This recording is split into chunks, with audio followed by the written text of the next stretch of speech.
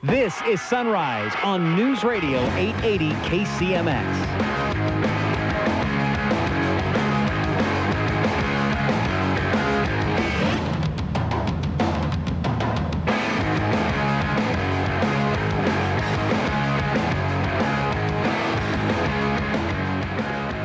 Good morning, everybody. 17 minutes after the hour. Craig Froelich in on the Sunrise Show, News Radio 880 KCMX, and thrilled to welcome in CEO, founder of the Ocean Grove Coos Bay development. And Brian, it's great to have you in this morning. Great to be here. You've done a lot of development work, Southern California, all the way up. You've been in it for over 30 years.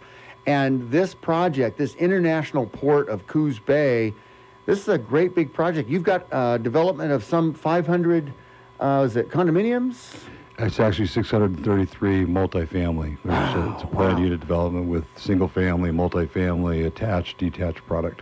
Right, and let's, first off, you're not associated with Jordan Cove in any, only from the standpoint of location, but you're not a representative of the pipeline or anything like that, just a private developer. That's correct. I'm a developer and have no affiliation with them. My information I get from their website, so anything that I speak of will just be in my own knowledge of events that anybody could gain. Exactly.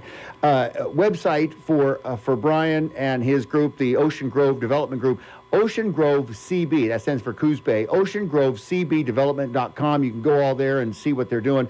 Fantastic, Brian, because this is a huge project related to supplying what the needs of this port of Coos Bay. I don't think people realize what's going on in Coos Bay. Maybe give us a nutshell, what's happening over there? Well, the interesting thing is that the average person on the street that you talk to, anywhere in Ashland, Medford, Portland, they know nothing about the LNG facility. And while there is a lot of knowledge right now and a lot of rhetoric in the community about the pipeline, there's not very many people that really understand the infrastructure in the port of Coos Bay. They're going to build a terminal complex big enough to handle the export of the LNG. And that's a very substantial and significant fact because that will equip the port to be the first port on the entire West Coast that can accommodate a Panamax ship. And these Panamax ships were built the maximum capacity of the Panama Canal. And most of those Panamax are ending up in southern United States. They're not ending up on the West Coast because none of the ports are large enough to accommodate them. The port of Coos Bay would be the first port on the entire West Coast that could accommodate a Panamax, which would open the door to a shipping and receiving logistics operation that could be massive. It could be as big as the community wanted. Exactly, and this doesn't have to be all LNG. This could be commodities of everything. Every kind of commodity you can manage, even just shipping and in product in from overseas. The port of Oakland, the port of Long Beach, they're maxed out.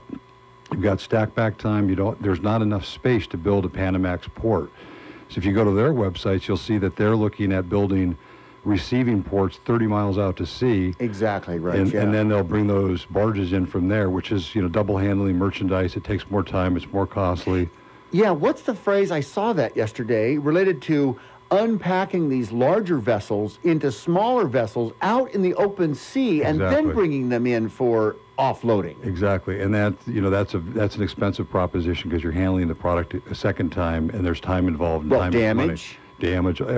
But the Port of Coos Bay, big enough to handle many of those types of vessels, and could become a very big player in shipping and receiving logistics along the West Coast. Right, and isn't L.A., Port of Long Beach, Oakland, Portland, aren't they already doing this type of operation where they're taking the big ships and unloading them out in the open sea and then? No, they're not. They're not handling the Panamax. The Panamax has refused to come to the West Coast thus far. Oh my gosh! So Coos Bay would be, in fact, the first and only one. Yeah. So best, only, and first. Yeah. I got a call 3 months ago from a developer out of Los Angeles who informed me that they were looking for a site large enough for 1 million square feet of logistics distribution somewhere between the port and I-5 here in Oregon, outside of the Port of Coos Bay. Wow, interesting. We've got Brian Barbuto here, and he's the founder and CEO of the Ocean Grove Development Group. And talking about the development and what's going on in the port of Coos Bay as it becomes the international port of Coos Bay.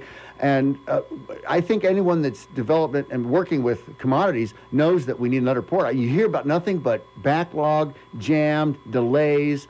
The Port of Portland, this Columbia River Crossing Bridge, that's a mess. Mm-hmm. And delays in L.A., I mean, I personally know about that. So the next thing is handling Coos Bay, and now comes along this Jordan Cove LNG plant and the workers. So talk about jobs and things. I want to talk about that.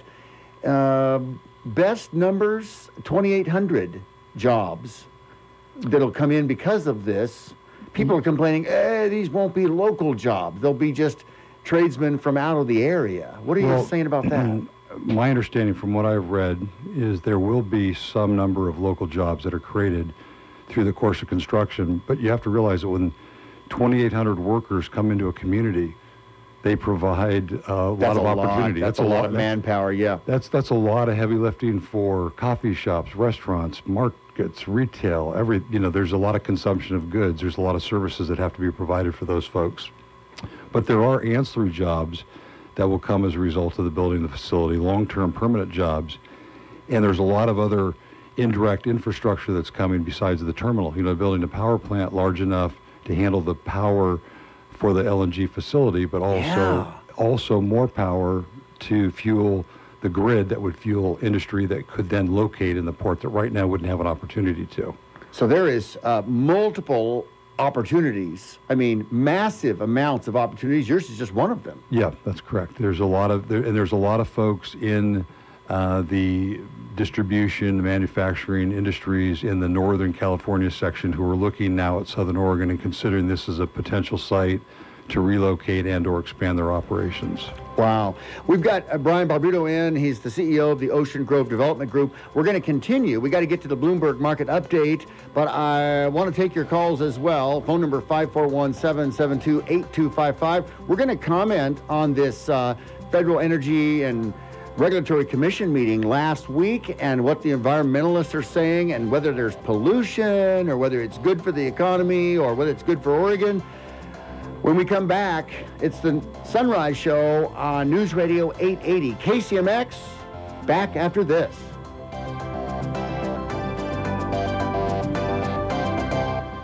Top of the morning to ya. Now, back to Sunrise on News Radio 880 KCMX.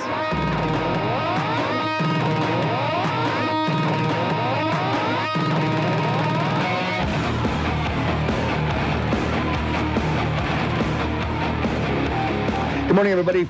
34 minutes after the hour. Welcome back to the Sunrise Show, continuing with Brian Barbuto, and he's the founder and CEO of Ocean Grove Development Group, and they are working diligently, and the numbers coming out of this international port of Coos Bay are staggering.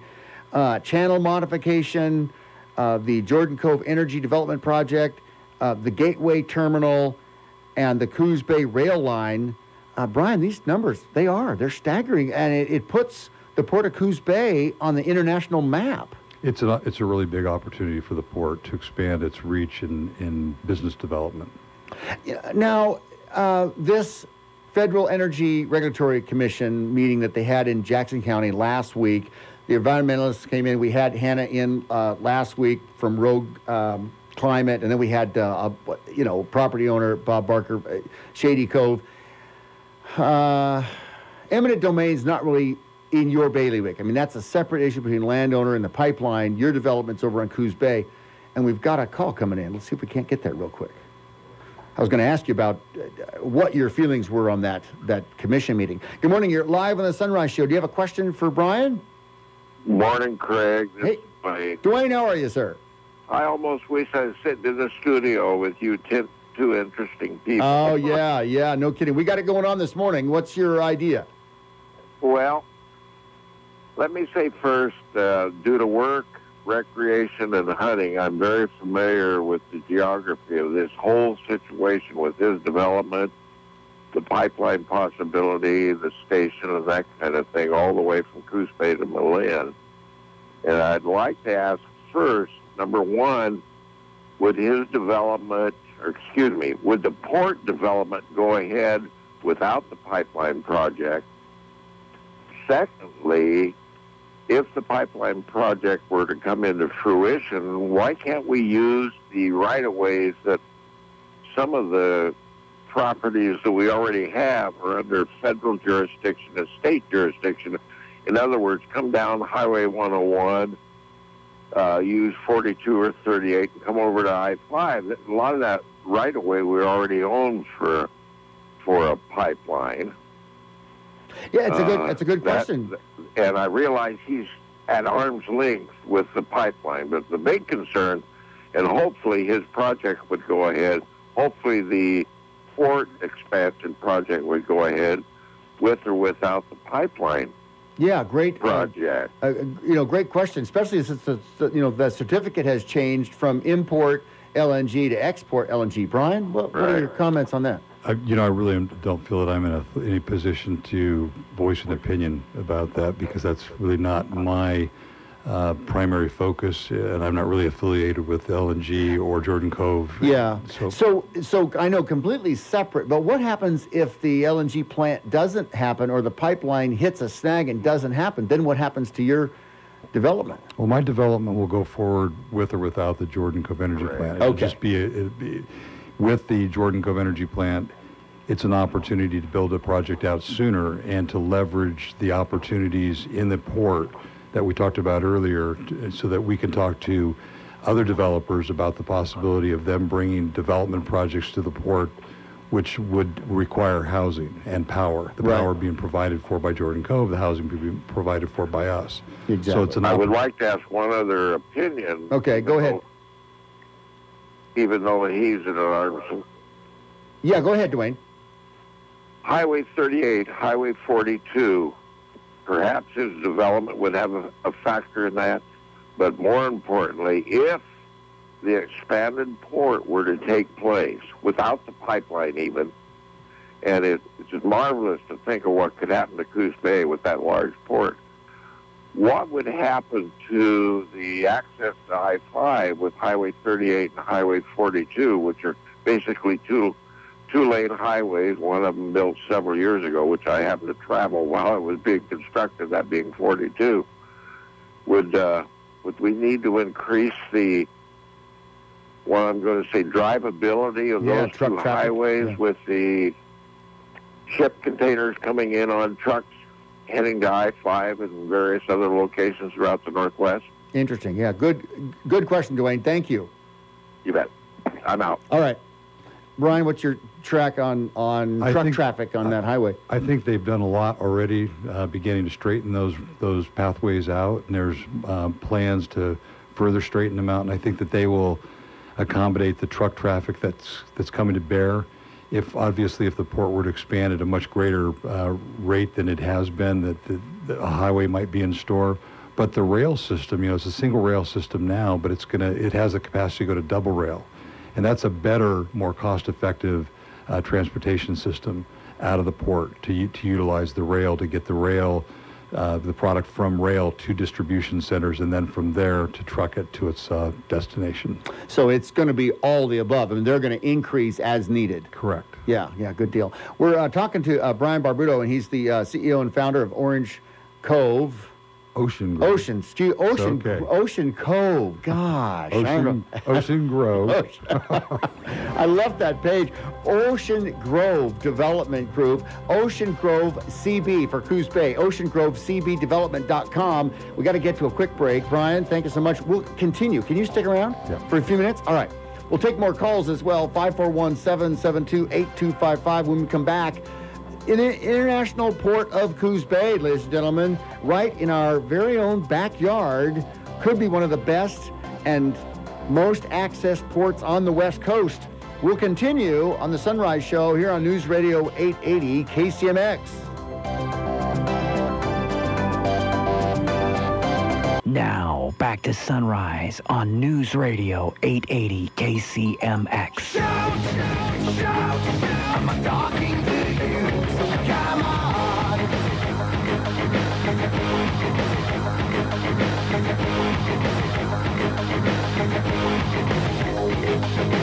Shout,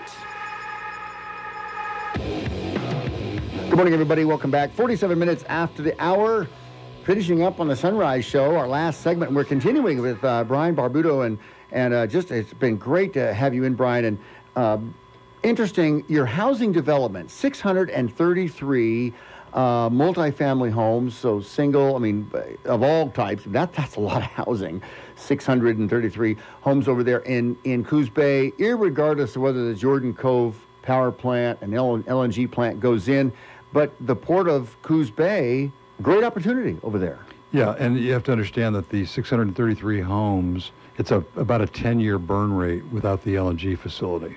Just based on the current demand and the homes that are lost every year. Right. And just filling it and satisfying the demand of houses there. But with the LNG facility, if they do, in fact, build the plant and they build the pipeline and they create the infrastructure, that pieces that we spoke about earlier, the opportunity for industries to come to the port are very substantial. And we're talking to companies who are considering it, each of which looks at two things. They look at several things. They look at the import-export shipping logistics. They look at the energy power facility supply, and they look at building sites, and then they look at housing for their employees. And it gives us a great opportunity to be an attractant to that.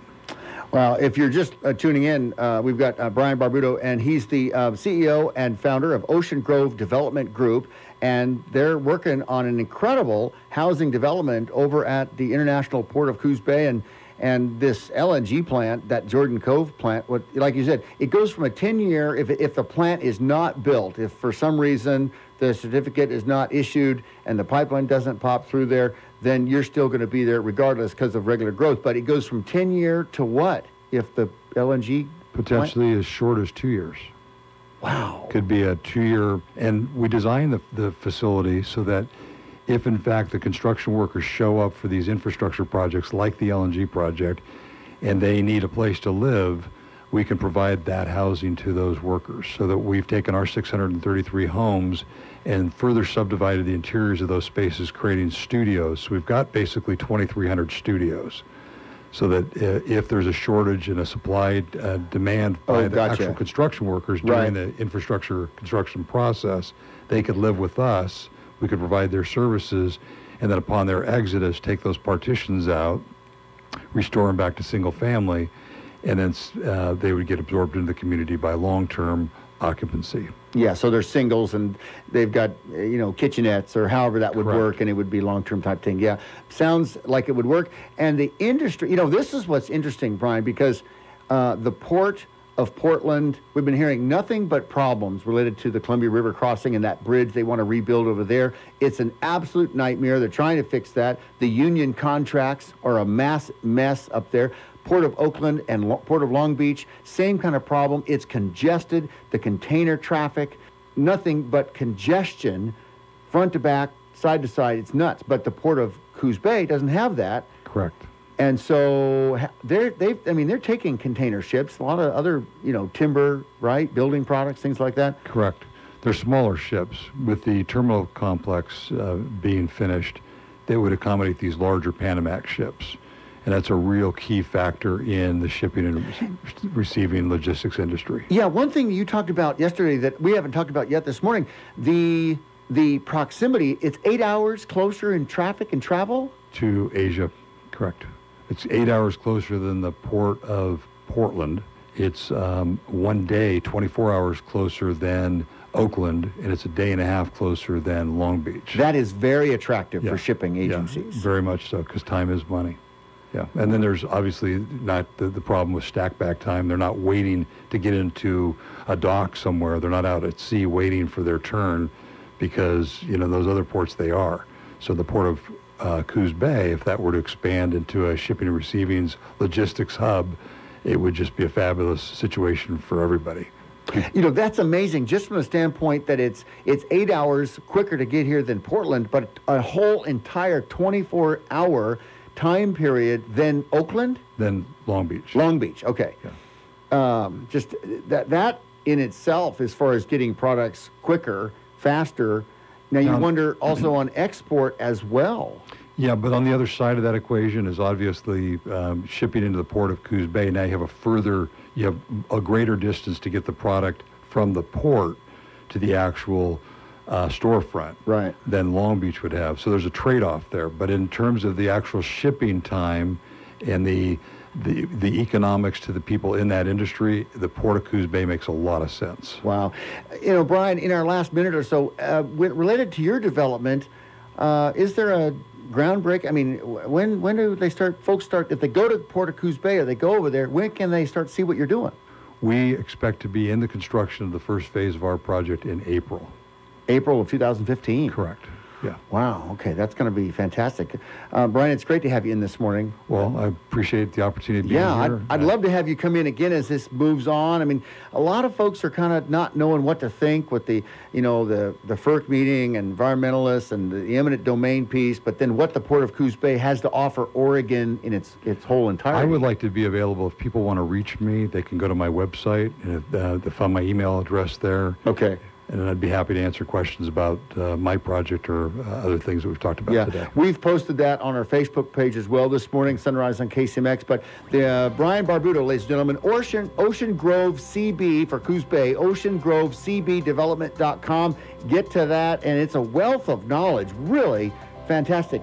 I love your phrase, believing in Oregon, investing in Coos Bay. Thank you. Way to go, Brian. Okay. We got to go. That knocks it out for us. Ladies and gentlemen, we'll be back tomorrow morning.